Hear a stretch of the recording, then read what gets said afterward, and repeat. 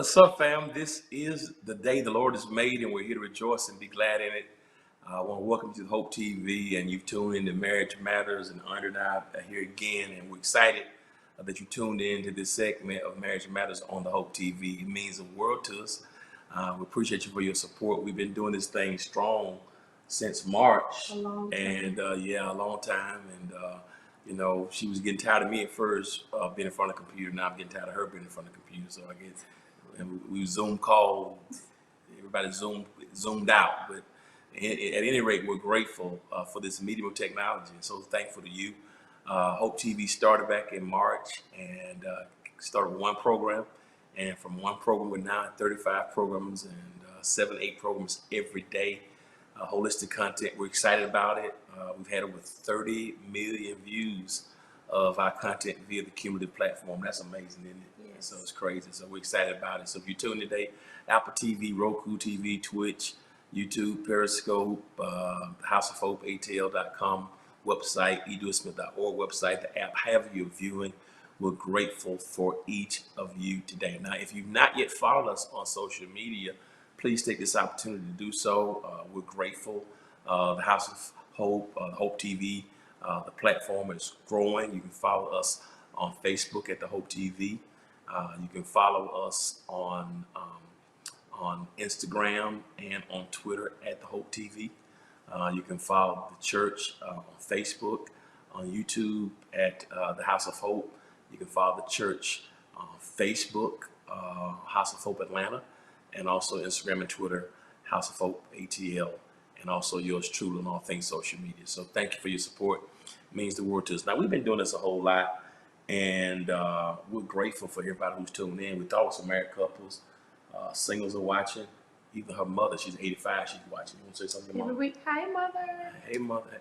Hey, that's my mom. She's watching. She's 85, and she's not married, but she's watching. So everybody's been tuning in. Tell them about the idea that you have for this one. But before I do that, if you're watching through a medium that will let you subscribe, comment, like, or to share, please do it now. Help us to get the word out. And so if you know somebody who's married, trying to consider marriage, engaged, come on, send this link. It helps with our algorithms tremendously. So this idea for this show is unique.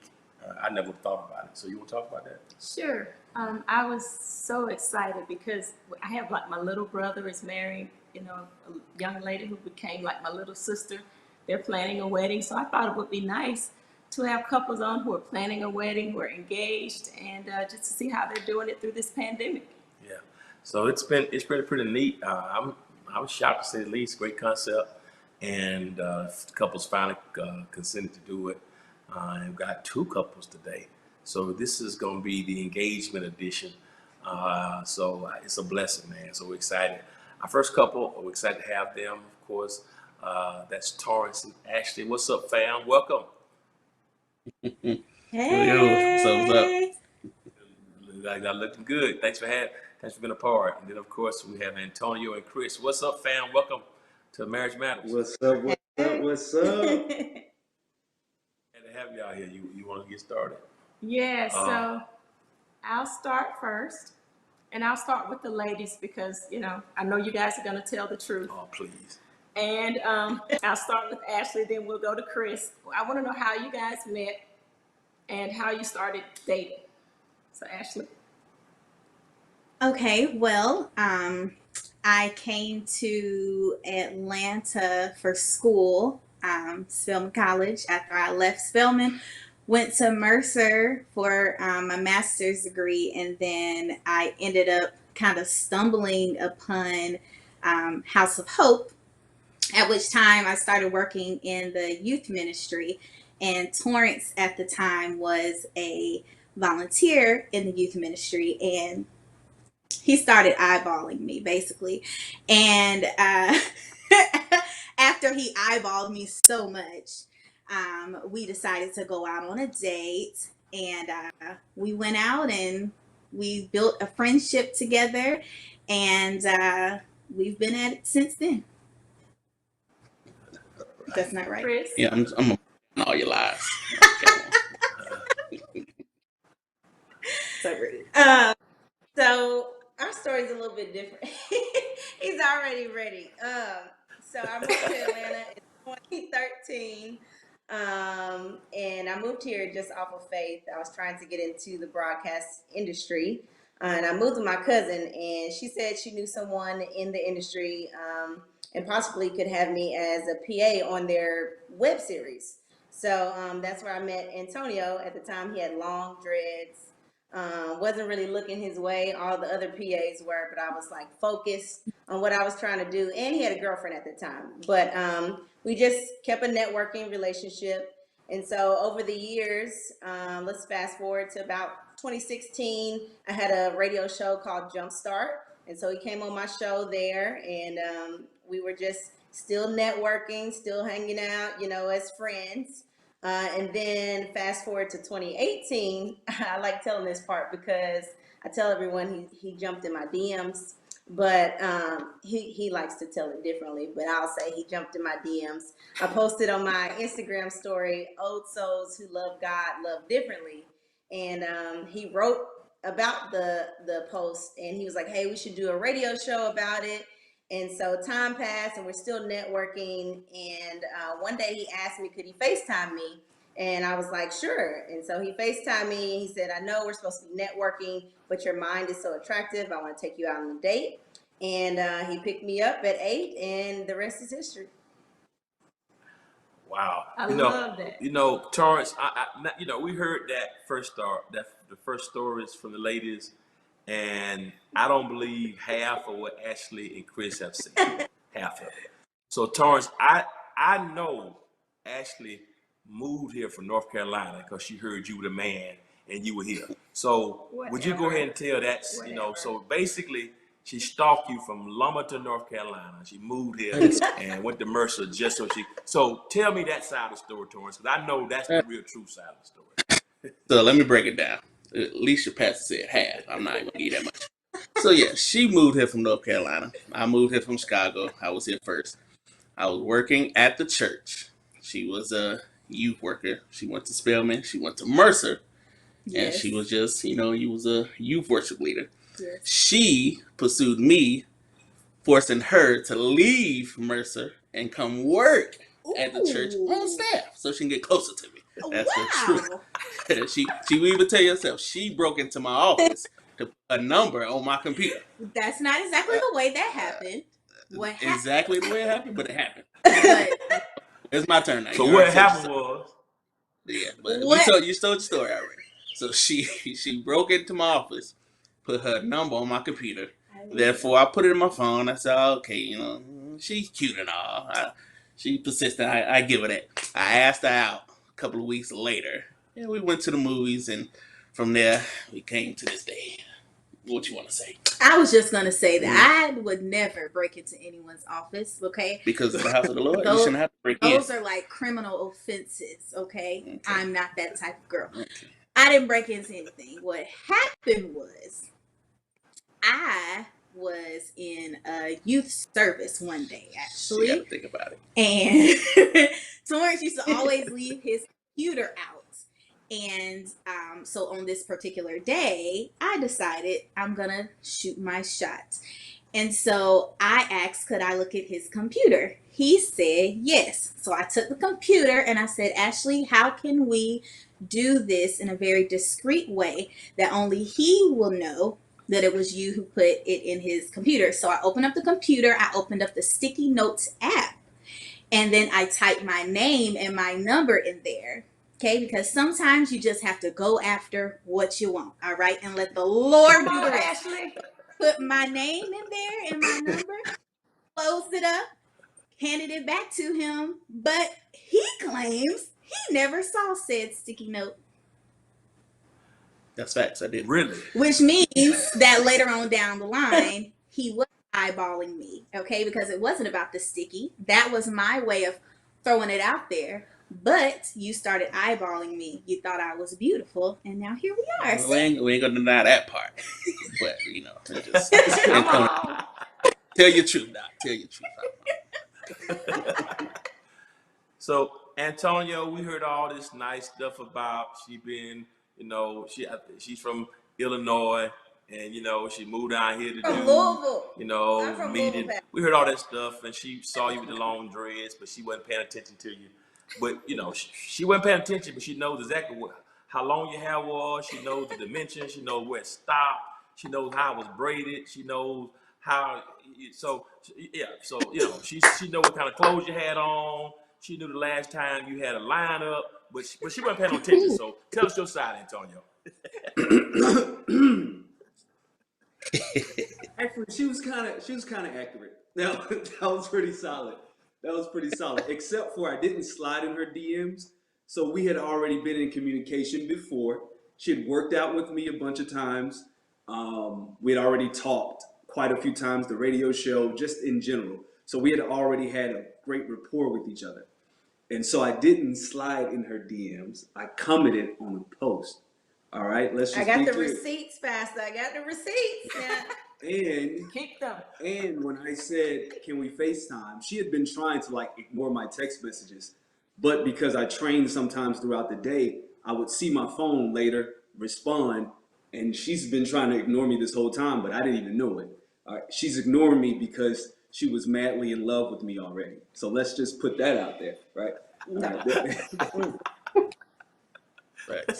Not true at all. Who's I was gonna- playing hard to get, and I was hoping that he was not responding to my text message because I was like, he just like the others, and he wasn't. And here we are. Yes.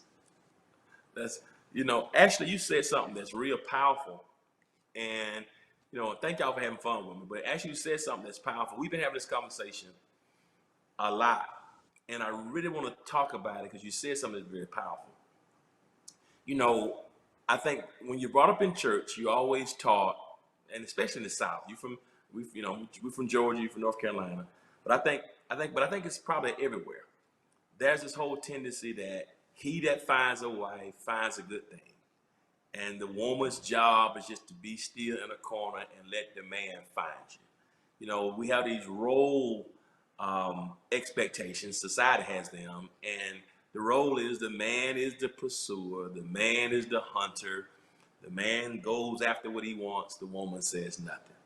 And you made a statement I think is very powerful I want to talk about because you are confident, you are accomplished, you're smart, you're beautiful, but yet it didn't take anything away from you as a woman.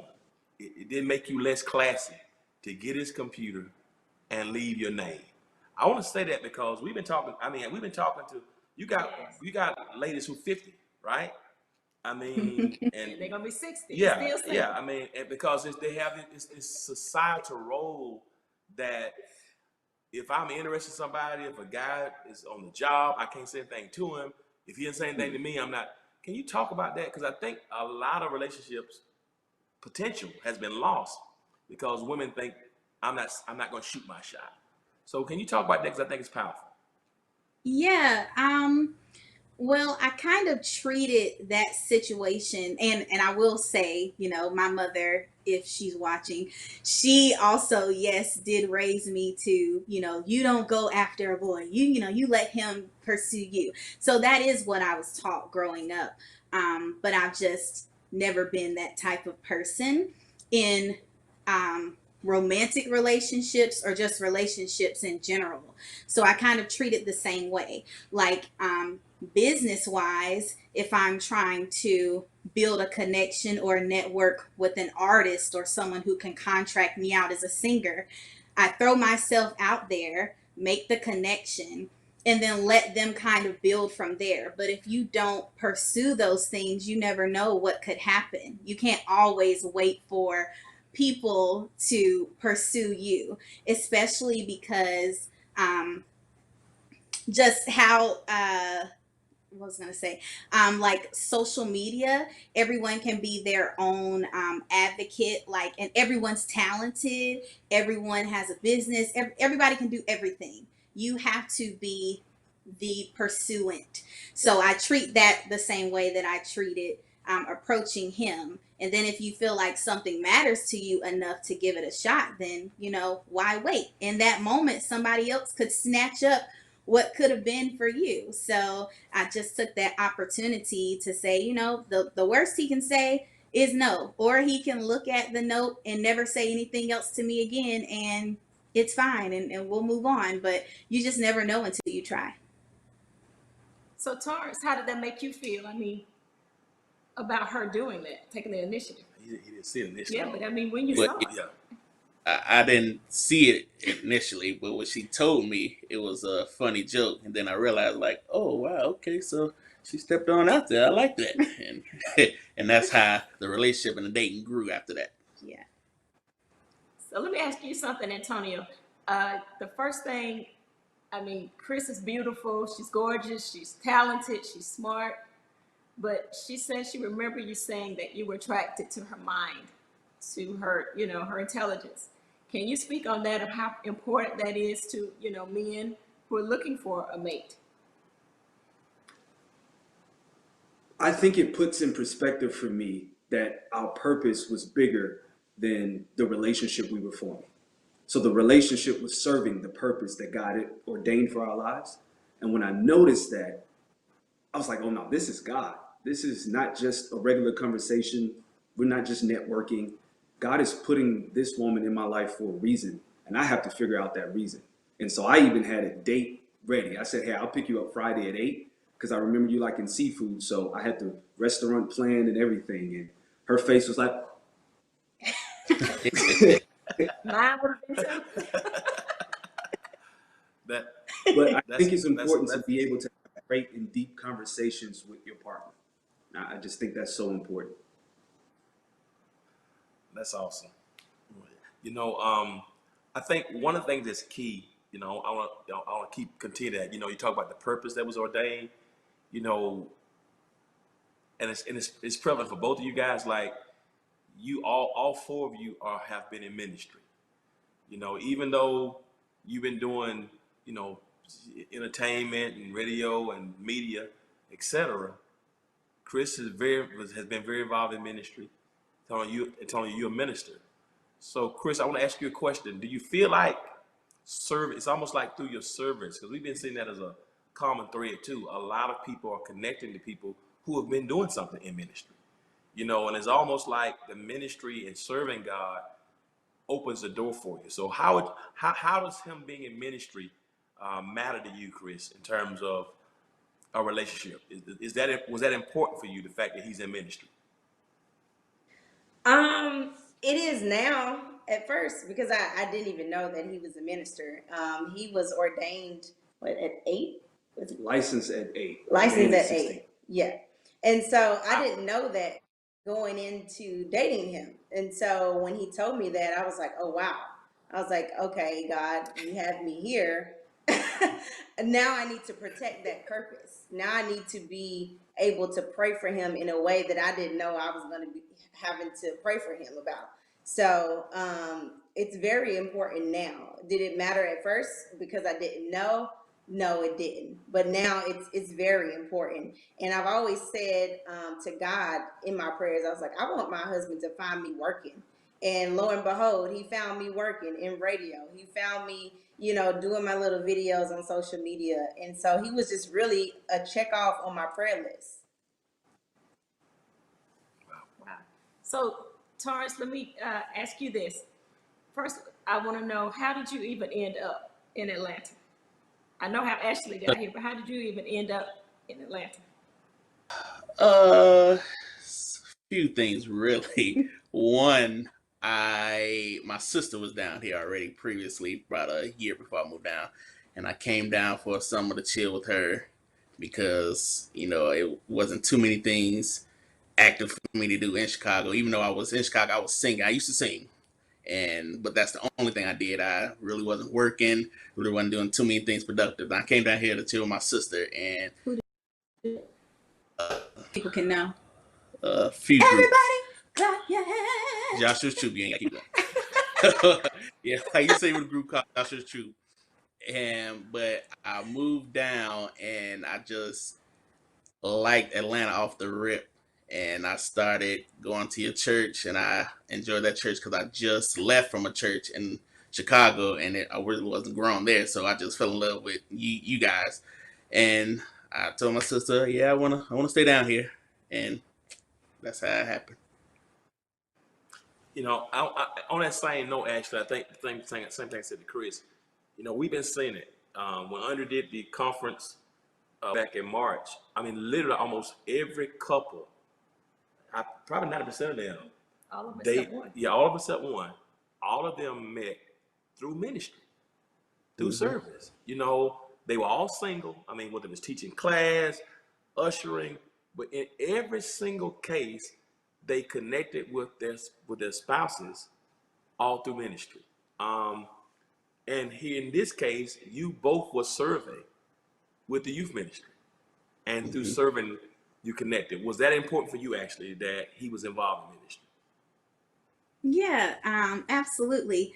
And it was kind of a twist because prior to dating Torrance, the guy that I dated beforehand, and it was a like very long relationship, he was actually a pastor. He was about to pastor a church. And so I was going to be first lady of this church. Um, so, you know, talking about night and day, you know, he was still serving, but, you know, going from almost marrying a, you know, Southern Baptist preacher, you know, at a young age to just finding a different type of guy, but was still serving in ministry, like that definitely attracted me to him more, like seeing a manly man serving gladly, helping out kids gladly, like loving on Jesus gladly, like that definitely was very attractive to me. And I knew that we were both in the same headspace, that we would be able to move together and grow together seamlessly because we were both serving. That's good. That's good. So let me ask you, Antonio and Chris. So you guys are about to get married. I think you're getting married before Ashley and Torrance. So tell us, when is your date? How the plans are going, especially during this COVID Absolutely. time. The date is October 9th, 2020, and the planning has been on her. She's been amazing. she's just been getting it. I'm just here to answer questions. Ditto to the date. But for the planning for me, it's, I wouldn't say stressful, but very challenging in a pandemic.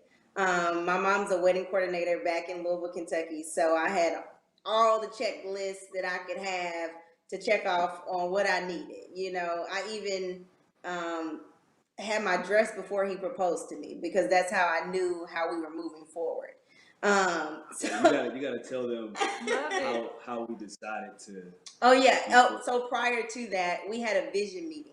It was back in December, and Tony just came to me. I think he had just got off of work, and he was like, "Hey, I want to have a vision meeting." And I was like, "Oh, okay." So I'm thinking we're about to do like a vision board or something. He was like, "No, I just want to have a meeting and talk about the vision of our relationship." And he asked me, he was like, "You know, when do you want to get married?" And I was like, I don't know. I guess in the next year or so. And he was like, so in the fall sometime. I was like, I guess. And the reason I chose fall is because we're waiting to have sex to once we get married. So a year is what I can do, Pastor, honestly. So we definitely put 365 in effect. But the planning from aspect has been a little stressful. I also work for Turner Sports, so just traveling a lot. I traveled for All Star, and then the pandemic came in March, so just working from home, doing that adjustment. And then also I've had like kind of issues with my manager, so it was a lot for me, just for the planning aspect of it. And we are 65 days away, and I can't wait for the planning and to just worship with my husband. So yes. That's awesome. You know, I've been working on through a book concept for years, and it's about the diabolic nature of weddings. We've been talking about it for long. We got married. She didn't want a wedding at all. She wanted to go Vegas or have a cookout in the backyard. You know, Backyard. but Yep. she was, yeah, but she was, her mother's baby, and her father, and I think her mom said something once about her dad. Her dad died when she was 9. So I felt like me being a pastor. My mother is like your mom, Chris, the planner, and so Your dad was a pastor. my dad was a My pastor. dad was Her a dad was a pastor. So, as a matter of fact, her mother and my mother, planned the wedding. By the time she came home one time from work, we had planned the whole wedding. I mean, because I was doing it for them. But I said that to say, one of the things I've been noticing is a lot of couples struggle because of the whole wedding. I mean, it's stressful. The finances that are involved. I mean, trying to appease the family members, trying to get them fitted and suited. And sometimes it can become so laborious and so difficult that it takes the enjoyment, and even the couple start going at each other. So with that being said, with you and Chris and Antonio, to hear that story was powerful. But Torrance, you and Ashley get married next year, and it's COVID. Ashley, you from North Carolina, Torrance, you from Illinois. So how's that process going for you? I see Chris and Antonio closer. They already probably done with theirs, but how's that working for you? Has it been stressful for you as it has been for Chris? You want me to start? Yeah, you can go ahead. So when we first planning the wedding, we were ready. I had, conversations with vendors, got quotes on everything, and I was ready to start paying deposits. Then COVID hit, everything came to a stop. Torrance was in the middle of working a show, production got shut down, and my, immediate thought was, we are not going to be able to have this wedding that we thought we were going to be able to have. And I was definitely super worried. What I can say is that Torrance was never worried the entire time. He was like, it's going to be fine. We're going to have everything we need. And I was looking at him like, you do see that, your production got shut down, right? But he was not concerned at all, not one bit. And that was helpful and calming for me. But as time progressed, we had several conversations like, what are the possibilities and what are the options that we have? Should we push the date further? Should we have a small wedding? Should we? I know. Why are you here? But we talked about all the options, and then of course, Krista, I'm sure you know that people bring their opinions to you and what they think you should do. And I had people coming to me saying, well, you can have a Zoom wedding and you can do this, and weddings cost too much money anyway. You should just take that money and go get you a house on a vacation when the world opens up. And it's like, yes, I hear you, I understand, but just like you all had your weddings that you wanted to have, as a current bride, I too would like to have the wedding that I would like to have. So we decided to continue going on paying the deposits, and what we came up with was that even if some type of regulations come out the closer that we get to February, we will still get married on that date because that's the date that we really wanted to have, and then we would push back our big celebration for later if necessary. But right now we're just kind of praying and hoping that we can stay on track and accomplish what what we set out to do. Do you have anything What else? about you, Torrance? Man, Well, yeah, like she said, I really wasn't worried. I told myself I know God put us together and it was meant to be. So if He was gonna allow it, it was gonna happen. And I told her we're gonna email everybody and put it right and make sure that once we pay this deposit, y'all have something if anything happened in the world that we can at least push it back. We know we're not gonna get our money back if we cancel anything, but we made an agreement that by November, if the world is still crazy, we would still get married in a small setting with close friends and still have that big shebang later on. So Yeah. That's great. You know, we out of time already. Oh my goodness, it's gone so fast. You know, I want to ask you both a question, but we didn't get to have the doggone question. So yeah, can y'all? I need y'all to come back for part two because I'm out of my time. We just getting warmed up.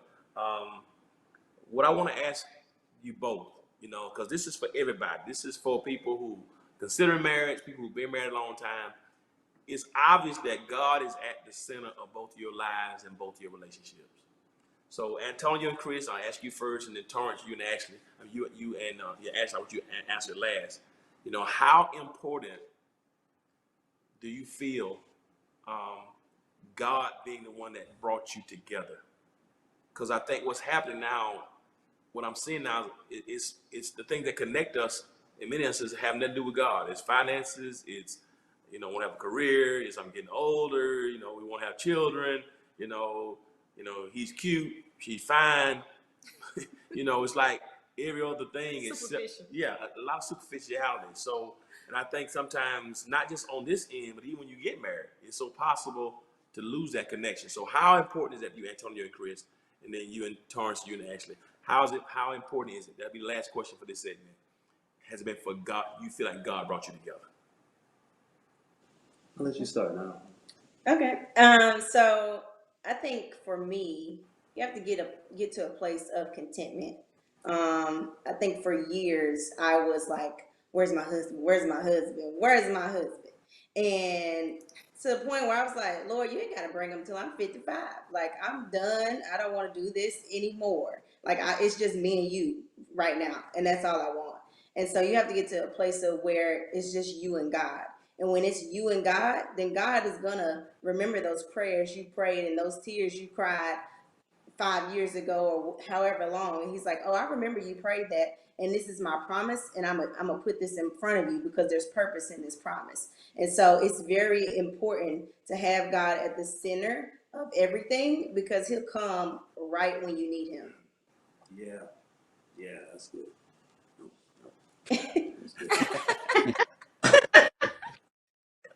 And for me, when I met her, the timing was perfectly imperfect, and I was really just so focused on always being aware of God's presence because I wanted to feel the fullness of God's unconditional love.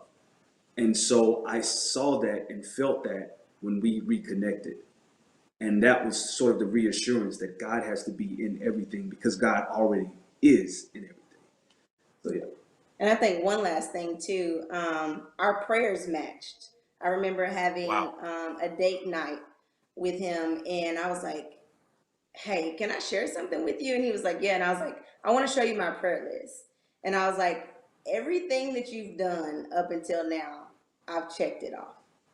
And then I showed him my list, and he was like, "Yo, like if I show you my notebook, this is the exact same prayers that I've been praying." And it wasn't even physical attributes. It was like patient, kind, getting to those type of attributes in a mate. And so when I saw that our prayers matched, I was like, "Okay, Lord, we're ready." That's good. Yeah. Ashley and Torrance. So I mean, I feel like they summed it up pretty well, but it's definitely important to have God at the center. And if you just, keep the scripture in mind, seek ye first the kingdom of God and everything else will be added. Like if you keep God at the center, that limits space and room for the enemy to slip in with all kinds of things. And so I think, God sent this one for me, and I wasn't necessarily looking, kinda, um, but he came he came in and he was what I needed, and I didn't know that I needed, which is why I definitely know that it's God. yeah, same as what everybody else said. I wasn't looking, and I knew Ashley was dating or, to be with a preacher. She's going to be a first lady. And I was like, for sure, I didn't want nobody super saved in my life. And so after we went out on the first date, I was like, oh, okay, well, it's not too bad. And things just started clicking, and we worked together. We both in music. And so things just started falling in line. Like, well, I guess God put you in my life. I found out she pursued me. So I'm like, we're going to have to go further with this. So I knew God put us together for a reason, and that's how it ended. Wow. This has been a great idea. Thank you. This has been refreshing to see on this end. It's been amazing because you brought people back to the core, and I'm excited about it. Y'all don't go nowhere. We're going to finish this. We got to come back for part 2. This is exceptional. Now you want to say? No, thank you guys so much, Yeah. and we can't wait to part 2. Yeah. Hey, family, you've been watching Marriage Matters, and Antonio and Chris and Torrance and Ashley, they've been so insightful. We've had fun. They've been just so encouraging, so hopeful. And I just hope that you've been inspired by it to know that there's somebody out there whose prayers match yours. And there's somebody out there who God will put in your life that fits you uniquely. And so I hope you're encouraged. Whether you've been married 50 years or think about getting married, that what God has for you is around the corner for you if you just be faithful and be patient. And so we're going to close this segment of Marriage Matters. I appreciate you for logging on. Please share this link with about 5 other people. As we close this session, please tune in next time, same day, same time next week. Antonio and Chris and Ashley and Torrance are going to be back with us for part 2. We're going to close this broadcast now of Marriage Matters, but always remember this: if you be good to God, God will be good to you. Until next time, peace. Take care. Thank y'all. Y'all are awesome.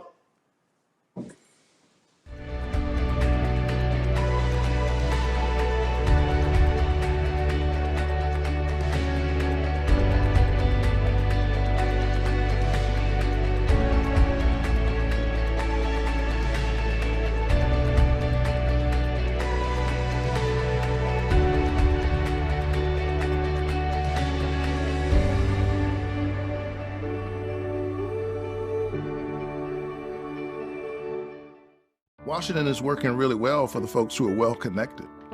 But for people in the communities that I serve and people sitting around their kitchen table right now, I don't think it's working well.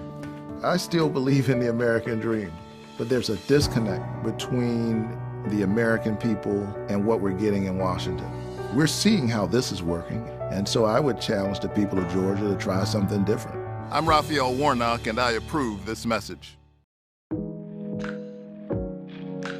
A major part of my world was over. There was a purpose in his little time here. And I had to realize what that purpose was in order for me to be able to move forward. So understand that there's a purpose in life and in death. Experiencing and going through the experience of losing my son helped me find my voice.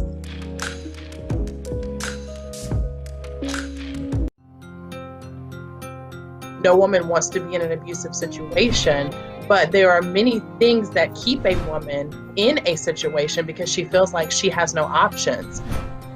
When you see the devastation this wreaks on women and families, I think for people of good conscience, it's impossible to ignore. What you're going through, you did not cause any of this, and so you don't take any ownership in that. You don't have to stay stuck where you are. Man up now, man up. By 16 years old, I was on my own. Paying for everything? Paying for the bills. I had a little telemarketing job. I was working at night, going to high school during the day. The emotional attachment that you're supposed to have, the respect you're supposed to have for your family, I never saw it. I think God has really favored me and my wife because we have such a story and we have a testimony that God can heal.